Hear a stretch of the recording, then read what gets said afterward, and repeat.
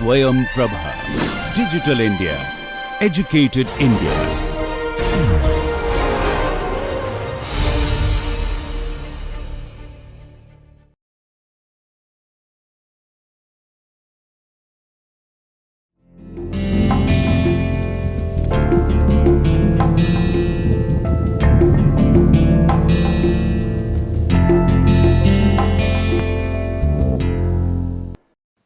Hello friends, in the last class we looked at how we move from a paragraph to an essay. There we observed that the body of an essay can have different organizational patterns or different discourse strategies. So, in the next few lectures we will look at some important organizational patterns. One among them is narration. So, these are some organizational patterns which are frequently used, which will be of great relevance to us in academic context. So, we will try to look at them in detail in the next few lectures. Today, we will start with narration. So, what is narration? Narration means you talk about something which has happened in detail. So, you talk about an event or a series of incidents which are connected with one another. In academic context, we usually narrate real incidents. We will look at what and other details very soon. Elsewhere, like for example, in creative writing, you can also have imaginary events or sometimes real events as well. Then you give anecdotal evidence to argue for something. You can also use it in research studies. We will look at an example. And narration is also used in biographies and autobiographies. So, this is a technique which is quite popular and which is extensively used. So, a narrative, as I mentioned, is about an incident or several incidents which are linked. Important thing to note here is that there is logical sequence among these events. So, this logical sequence is mostly chronology in the sense. So, according to the time lapse, these things events are arranged. So, you start with the oldest, then you move to the newest. So, a narrative is told by a narrator. So, this narrator may be a direct part of that experience. Sometimes he or she may have just been an observer. So, we will look at different examples to understand these distinctions. The modern narratives have a broader function.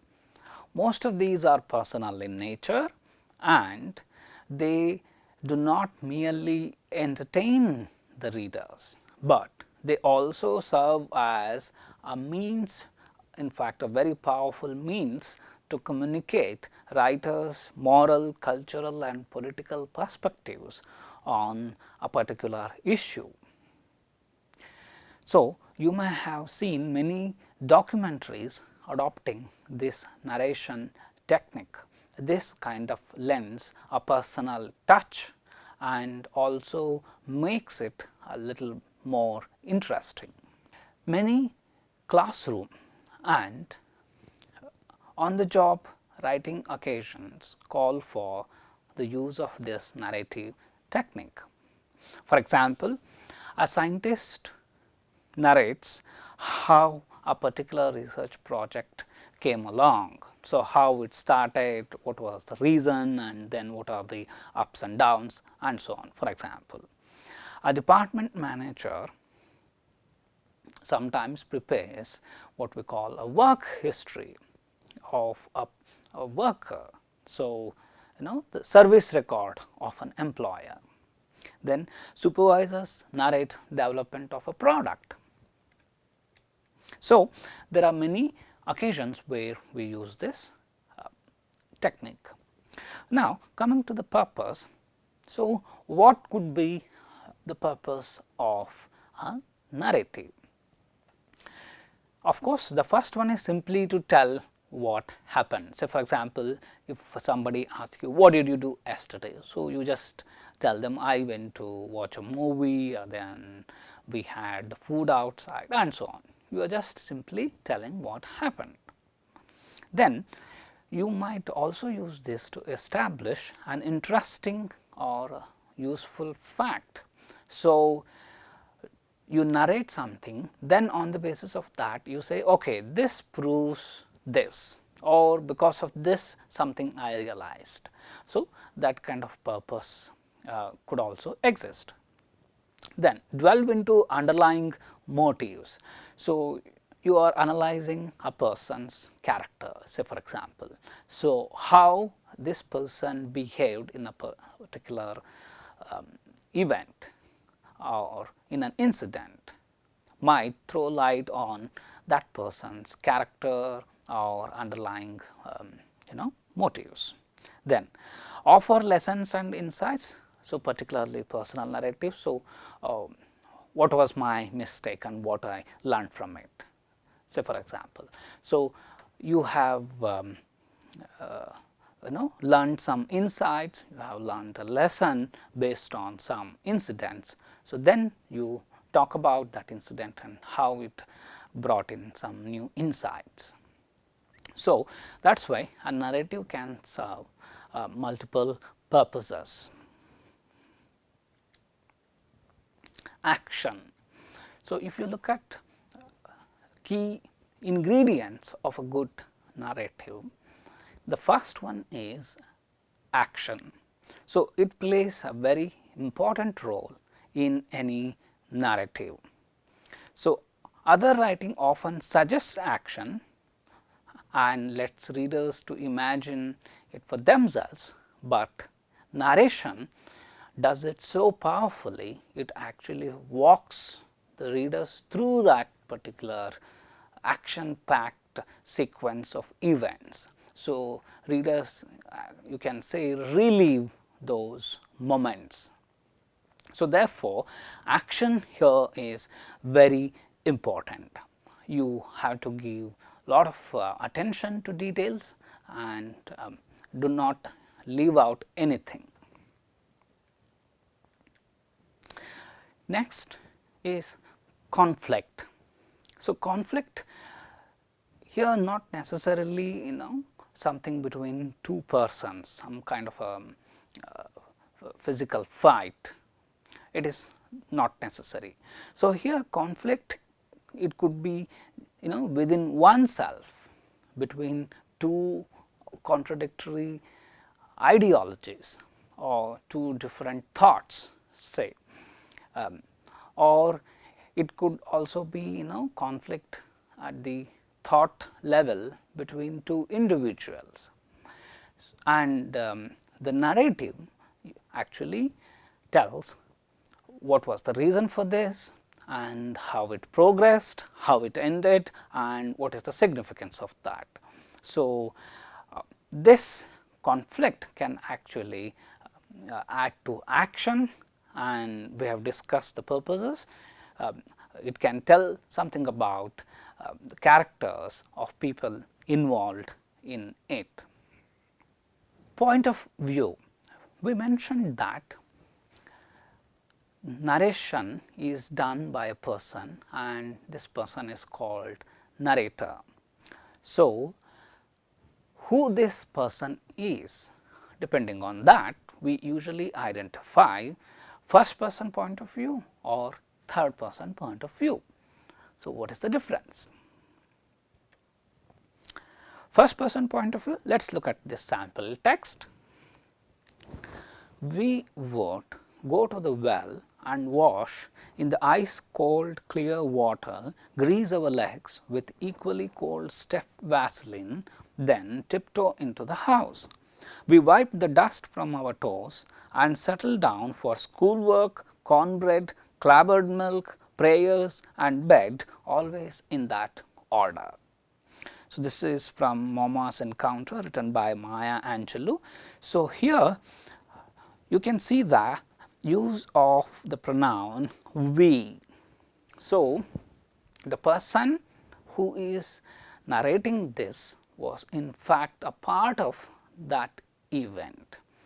So, it is first hand experience of the narrator. So, this is we say first person point of view.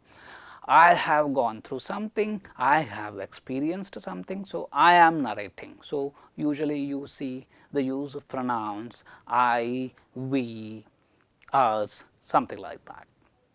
So, this is first person point of view. Look at another example here. Dr. Watson, Mr. Sherlock Holmes, said Stamford, introducing us. How are you? He said cordially, gripping my hand with a strength for which I should hardly have given him credit. You have been in Afghanistan, I perceive. How on earth did you know that? I asked in astonishment. Never mind, said he, chuckling to himself. So, this is from Watson in a Study in Scarlet by Sir Arthur Conan Doyle. So, here the narrator is actually Dr. Watson. However, you can see the difference between this narrative and this one. Here, the narrator is the protagonist as well, the central character as well. However, here we know that the central character, the protagonist is Sherlock Holmes, but it is narrated by Dr. Watson. So, this is the first person point of view, but the narrator is not the protagonist. Next is third person point of view. So, here again we usually distinguish between two things, third person omniscient and third person limited. Let us look at an example. When Jane and Elizabeth were alone, the former, who had been cautious in her praise of Mr. Bingley before, expressed to her sister how very much she admired him. He is just what a young man ought to be, said she, sensible, good humoured, lively, and I never saw such happy manners, so much ease, with such perfect good breeding. He is also handsome, replied Elizabeth, which a young man ought likewise to be, if he possibly can. His character is thereby complete. So, this is from Pride and Prejudice. So, here this is about Jane and Elizabeth, and this whole incident is reported by a third person, as if that third person were watching the entire thing right before him or her and now narrating it for the readers. This we call third person omniscient, means the narrator knows about everything, what the characters talk about, even what they are thinking, their inner emotions, everything, they have access to it and they report it to the reader. So, this is third person omniscient. Here you can see, so when Jane and Elizabeth were alone, so the narrator knows they were alone, and earlier she had been very cautious in her praise of Mr. Bingley. So, all these things the narrator has access to.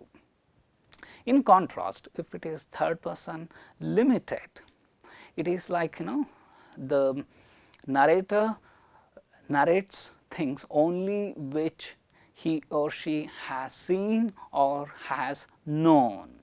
So, the inner thoughts of the characters here may not be known to the narrator, and hence they are not revealed to the readers. So, this is the difference between third person omniscient and third person limited. There is also second person narrative, which is not very frequently used. Okay. Moving on, key events. So, if you have a narration, if you have an incident, so there must be some important events. You are planning to write your narrative, then you need to zero in on key events. So, these key events, these are directly connected to your purpose. So, that is very important. What is the purpose of your narrative? So, accordingly, the events you choose must be linked to that particular purpose. Otherwise, whatever you are trying to achieve through your narrative may not happen. Of course, you also have few secondary events to keep narrative flowing smoothly, but you do not give too much details. You just maintain them at very sketchy level. For example, you went and watched a movie and you had a wonderful experience at theater, let us say. So, that is your key event. You are watching a movie and you are enjoying it. Of course, you also did several other things, something like starting off from your home, then reaching the theater, buying tickets, buying food and so on. So, these all things will be secondary events. So, you mention them in a very sketchy manner and you move to your key event. So, if you focus only on the key event, recall one of the principles of a good narrative we noted in the very beginning, the logical sequence goes missing. So, in order to maintain that, you bring in few secondary events, but you keep them very sketchy. Another important aspect of a narrative is dialogue. So, what is the purpose of dialogues in a narrative? First, these dialogues make any narrative very interesting, then it resembles real life conversation. Note, you are reporting something what has already happened. So, you are sort of recreating it. So, if you have dialogues, it closely resembles real life situations. Then you in the dialogue you have short words, simple sentences. So, this makes it for readers very entertaining and very interesting. It also breaks the monotony of longish text. So, when we look at a text, then we will analyze the role of a dialogue more closely. So, coming to academic context particularly, so what is the role of the narrative? So, you may have essays based on personal experiences. So, your instructor may ask you, or sometimes in exams these questions appear. For example, let us look at this: narrate an experience which changed your views about a person or an ideology. So, if you look at this, this talks about how your views about a person or an ideology changed, and that change was triggered by a particular incident, one particular experience. So, the question asks you to narrate it. Say for example, you had some views about your parents, like they were very strict, they were not letting you do whatever you wanted and so on. This was your opinion, and then an incident happened. Say they organized a surprise birthday party and that made you change your views about your parents, something like that. So, this was a very simple example which I just gave you, but in interviews and in exams you can also make it fairly complex. For example, how something changed your views about a person, an ideology. So, then it becomes a complex narrative. Then expanding a proverb or a maxim, let us look at an example. Sometimes actions can have unintended consequences. Expand the statement using personal example. So, there is a here you can say a saying or a maxim. Sometimes actions can have unintended consequences. You do something and you hope it will result in something good, but unexpectedly something bad happens, something which you did not want to happen, so happens. So, this question asks you to explain this with examples and particularly personal examples. So, from your personal life. We will look at an example, then this becomes clear. Then you can also talk about your research procedure methodology, particularly qualitative research. You can narrate how you set up a lab, or you can narrate experiences of working on a project, your personal experience of working with colleagues, working in a team. So, these things you can narrate. So, now we will look at an example. So, this is sometimes good intentions can have bad consequences. This narration is taken from Defending the Free Market, written by Serico. So, let us look at this extract. When I was in seminary, my classmates and I ran a soup kitchen in a low income part of DC.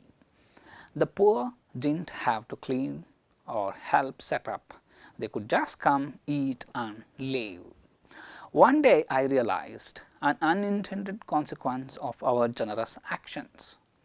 Since they didn't require anything from their guests, people were coming from all over to get a free meal.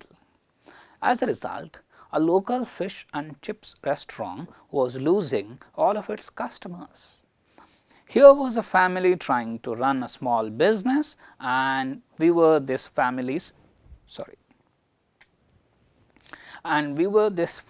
competition. There is a better way to do charity. My solution was to require attendees of the soup kitchen to help clean up. This weeded out those who were coming simply for the free food. So, this is the saying, and this particular incident explains this, supports this. So, it is in first person narrative. So, you can see the use of pronoun I.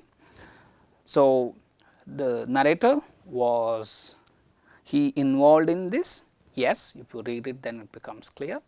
So, it is a personal experience. So, what exactly happened? So, when the narrator and his friends, they were in seminary, they ran a soup kitchen in a low income part.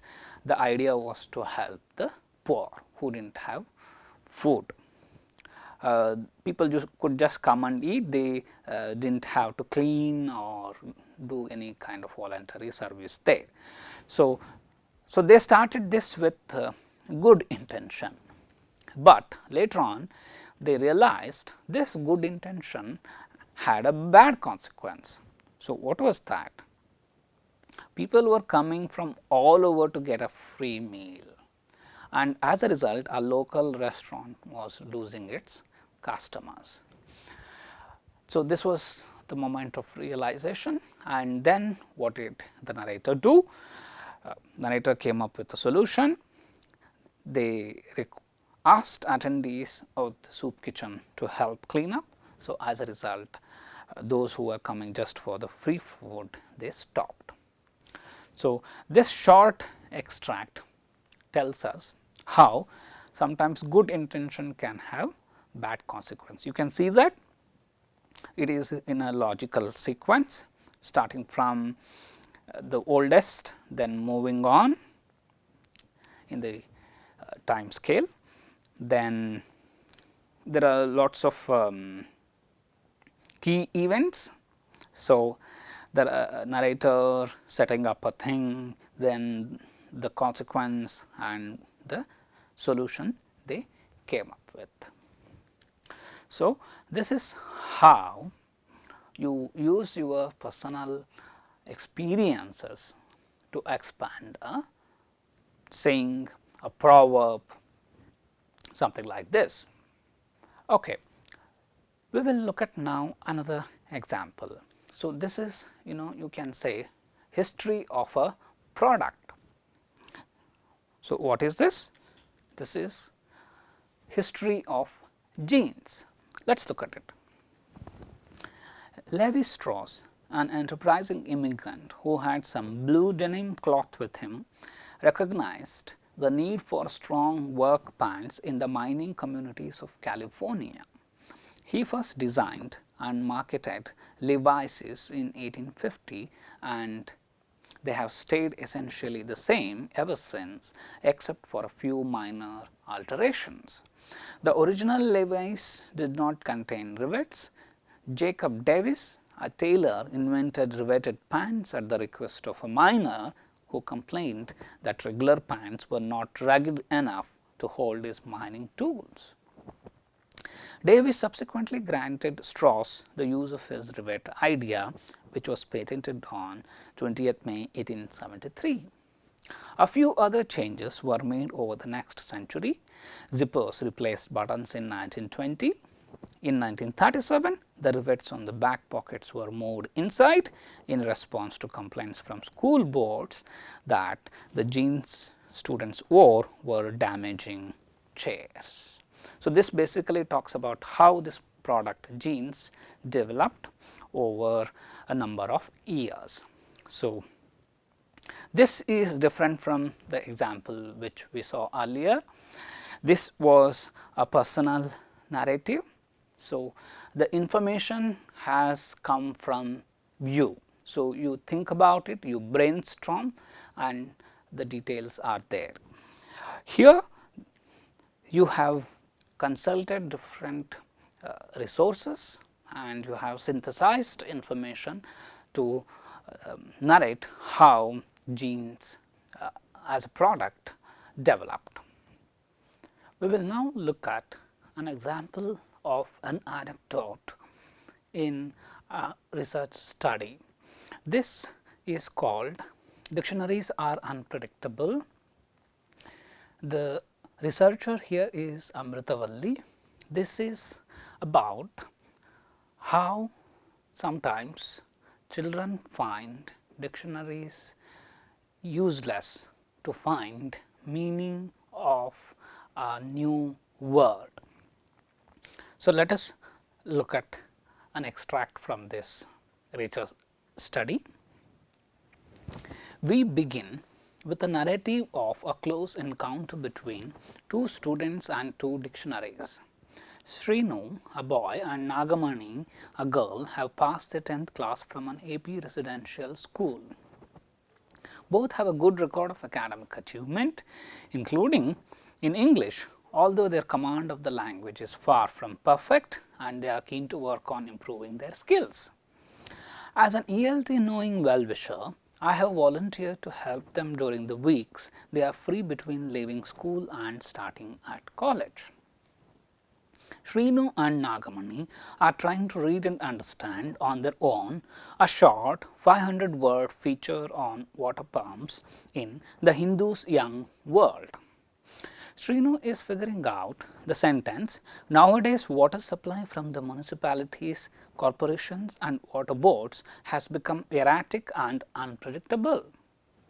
He looks up the word unpredictable in one of the two dictionaries I have taken into class for the students to use the Collins Cobild Essential English Dictionary, Sinclair 1988. So, here you can see that the researcher narrates her experience, how she was working with two students and how these students were trying to figure out the meaning of the word unpredictable, as it has been used in a particular sentence they have found in an article. And then the study goes on to talk about the difficulties students faced, and then it goes on to discuss issues with dictionaries in general. So, this is how you can use a narrative in a research study as well. So, as we observed earlier, the order in which the events are presented in the narrative is very important for the overall unity. If the order is not appropriate, the meaning may change. Let us look at these two sentences. These are just two short sentences, just for the purposes of illustration. Look at these examples. The car hit the divider, it rolled over. The car rolled over, it hit the divider. So, without any linker, without any other clue. Now, if you just look at it, so what is the meaning you get? The first set, the car hit the divider, it rolled over. So, you assume that car hitting the divider was the first incident, and probably as a result of that it rolled over. Now, the same sentences, you have changed the order, the car rolled over, it hit the divider. Now, which was the first incident? Car rolling over was the first, then it hit the divider. So, the meaning here changes. So, the order of the events presented is very crucial. So, in order to establish a clear order among events, we use several linkers and transition words. Some are listed here: after, afterwards, before, during, earlier, eventually, first, in the meantime, later, meanwhile, next, now, once, second, soon, sooner, then, today, until, when, and so on. So, these linkers, which are particularly related to time, are very crucial in a narrative. We will now look at a longish narrative and understand features of a narrative. This is called the perfect picture, written by James Alexander Thom. Let us read this in detail first. It was early in the spring, about 15 years ago, a day of pale sunlight and trees just beginning to bud. I was a young police reporter driving to a scene I didn't want to see. A man, the police dispatcher's broadcast said, had accidentally backed his pickup truck over his baby granddaughter in the driveway of the family home. It was a fatality.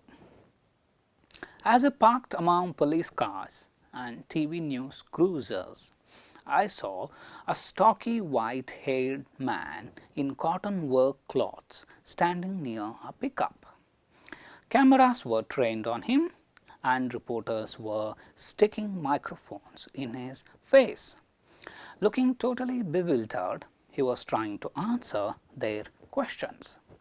Mostly, he was only moving his lips, blinking and choking up. After a while, the reporters gave up on him and followed the police into the small white house. I can still see in my mind's eye that devastated old man looking down at the place in the driveway where the child had been. Beside the house was a freshly spaded flower bed and nearby a pile of dark, rich earth. "I was just backing up there to spread the good dirt," he said to me, though I had not asked him anything. I didn't even know she was outdoors. He stretched his hand toward the flower bed, then let it flop to his side.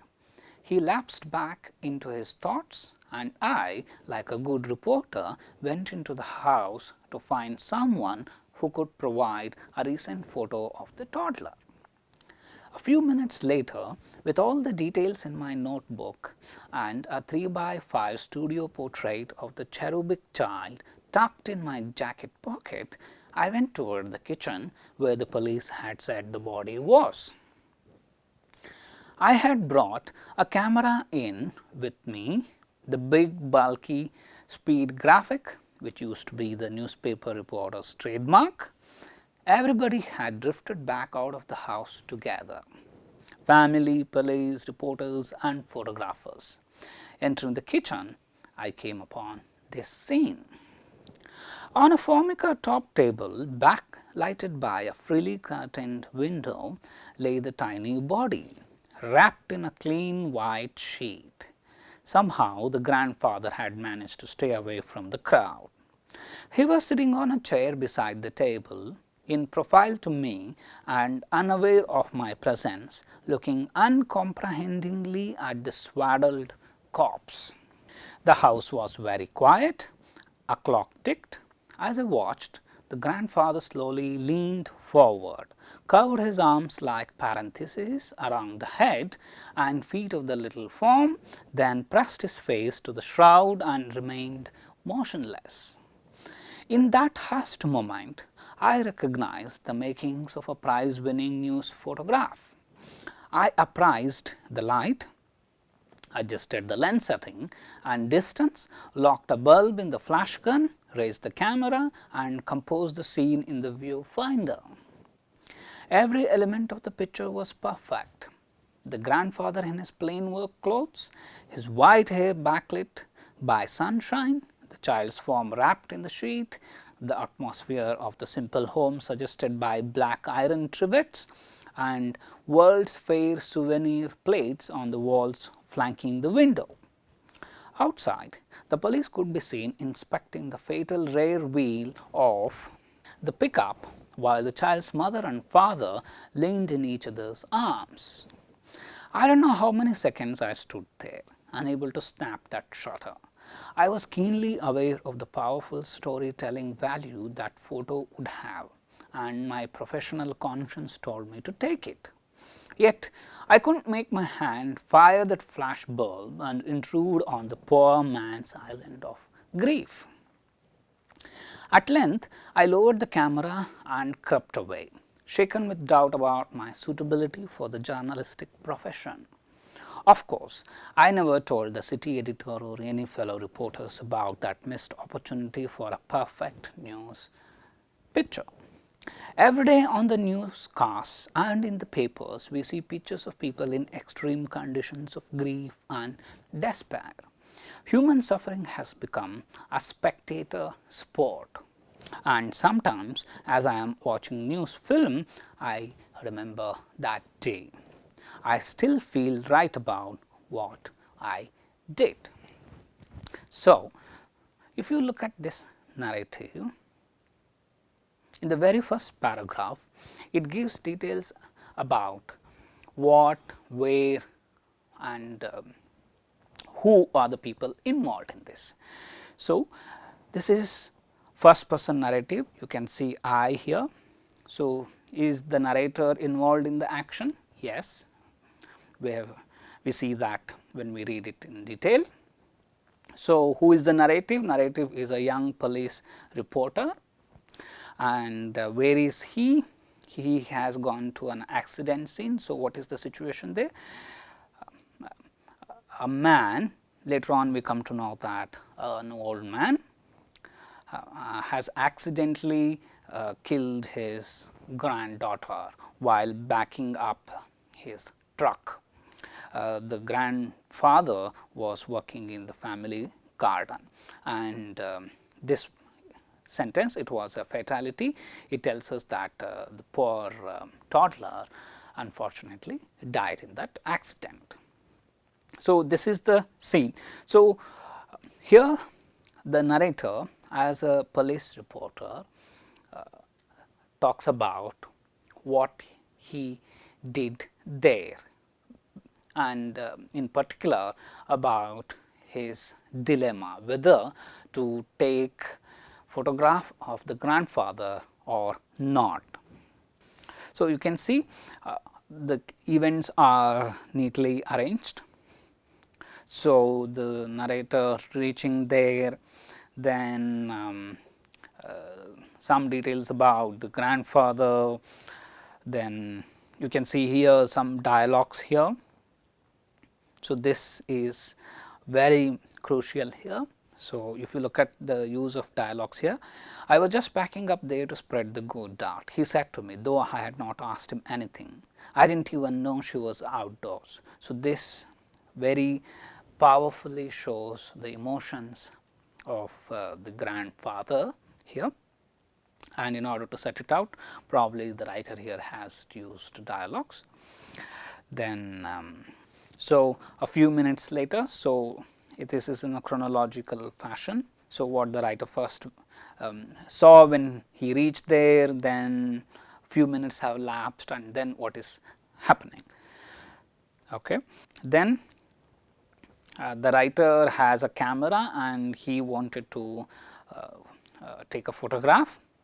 So, which scene? So, here is the thing, I came upon this scene. There is in the kitchen, grandfather is there with the body of the toddler, and the grandfather slowly leaned forward, curved his arms like parentheses around the head and feet of the little form. So, see, this refers to the body of the toddler. Then pressed his face to the shroud and remained motionless. So, this the writer, the narrator recognized as one moment, which could lead to a prize winning news photograph, because it captured all the emotions of the grandfather, then everything else was also here most appropriate. But then did the narrator manage to take that photograph? If you continue in the narrative, you then realize I did not know how many seconds I stood there unable to snap that shutter. So, the narrator was not able to do it. Why? He thought that would be intruding on the poor man's island of grief. So, he lowered the camera and crept away. So, now here the question is, so what is the narrator's purpose in narrating this particular incident? So, are there any insights the narrator has drawn, or is the narrator trying to make a point here? You can see here there is conflict in him between professional conscience and humane values. So, one part of him probably said, you are a professional photographer, so you have to go ahead with your work. But as a human being, he thought that is simply not right. The grandfather was suffering, and taking a photograph would intrude on him, it would be an intrusion into that poor man's private space. So, this conflict the writer was able to resolve, and finally, he decided not to take that photograph. So, this is the incident. If you come to the last paragraph, the narrator here links that incident with the present.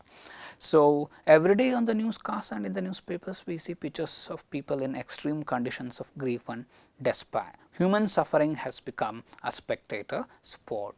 So, here the writer is referring to commercialization of things. So, if somebody is being beaten or even somebody has met with an accident, people rush there to take photographs of it and post rather than to help the person there. So,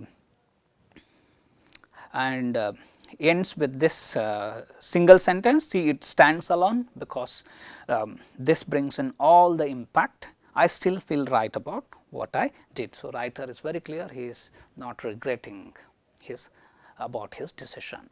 So, this is how you can use a personal narrative to throw light on inner conflict and then the final decision you made and the insights you drawn from that particular incident.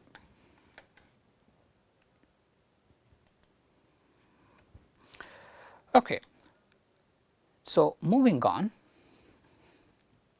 when you have to plan and draft a narrative, what things do you need to keep in mind? Most assignments require you to narrate personal experiences.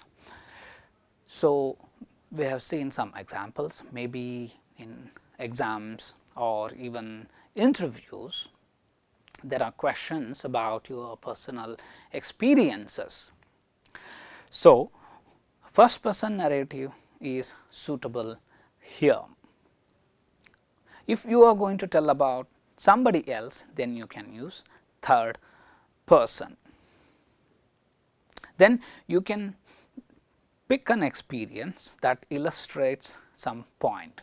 You have to be here very careful. You have to very carefully choose an incident which you think is very effective in making the point you are trying to do.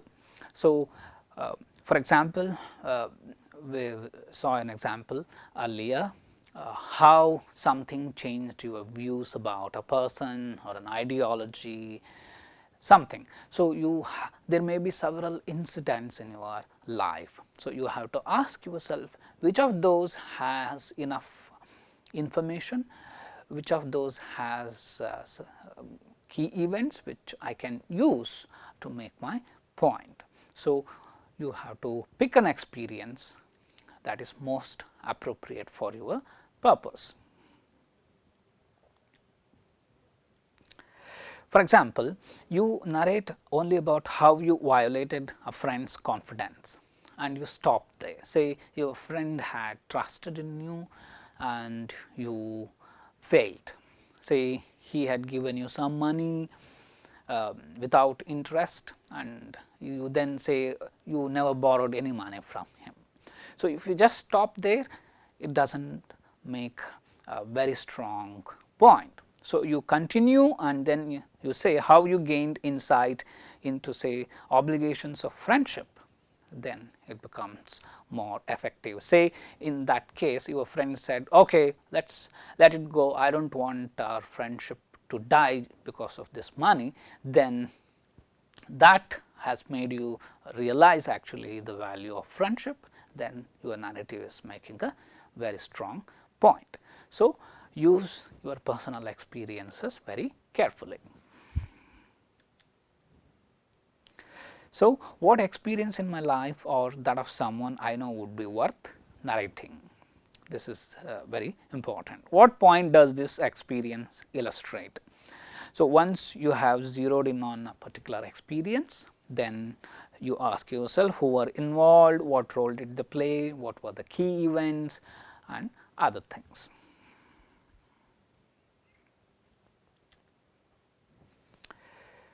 Say you have to narrate about something else, not based on your personal experiences, then you need to synthesize information from different sources.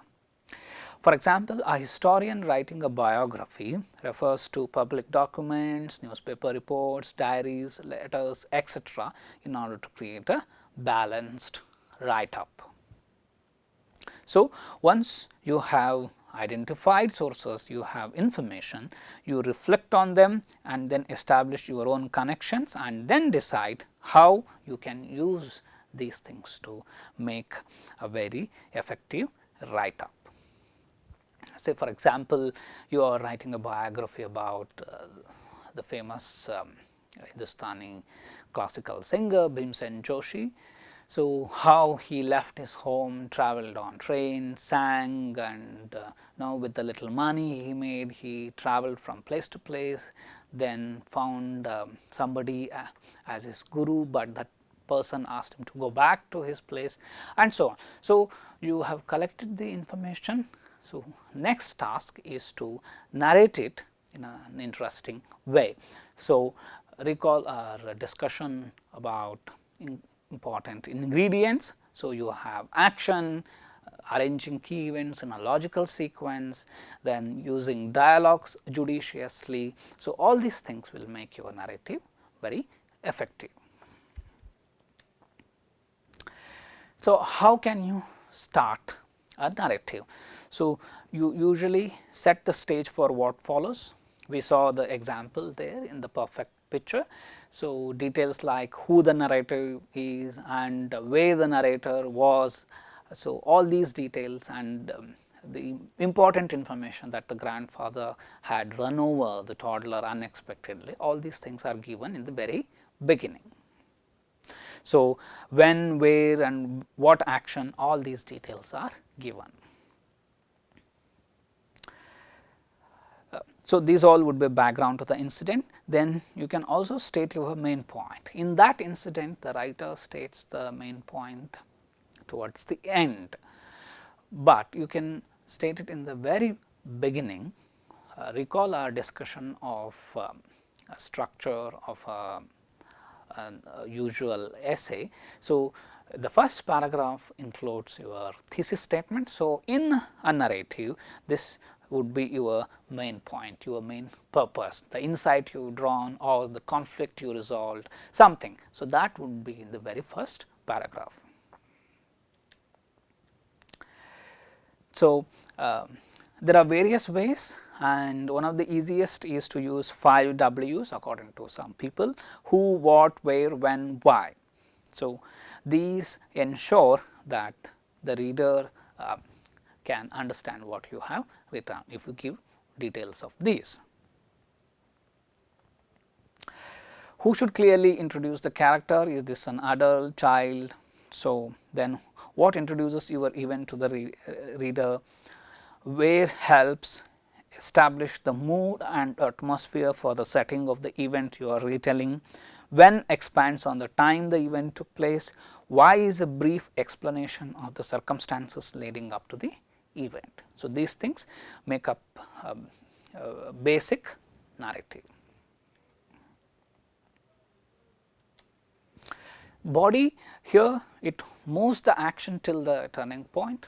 So, in the narrative we saw the perfect picture, the writer entering the house, observing things, observing the grandfather, then deciding that it is going to be the perfect picture, but then deciding not to take the photograph. So, all these the action moves, and where the writer decides not to take the photograph, it is actually the turning point. So, there are several key events and the body is built around them. So, you can use conflict as the writer has used in the example we saw. You can also use dialogue to heighten the interest. Conclusion, you tie up any loose ends, you settle any unresolved conflicts. So, in the previous example, writer comes back to the present, links what had happened in his life sometime back in the past with the events in the present, and shows that the experiences are still very relevant. Sometimes you may introduce a surprise twist. For example, O. Henry's stories, if you recall, there is usually a sudden twist at the end.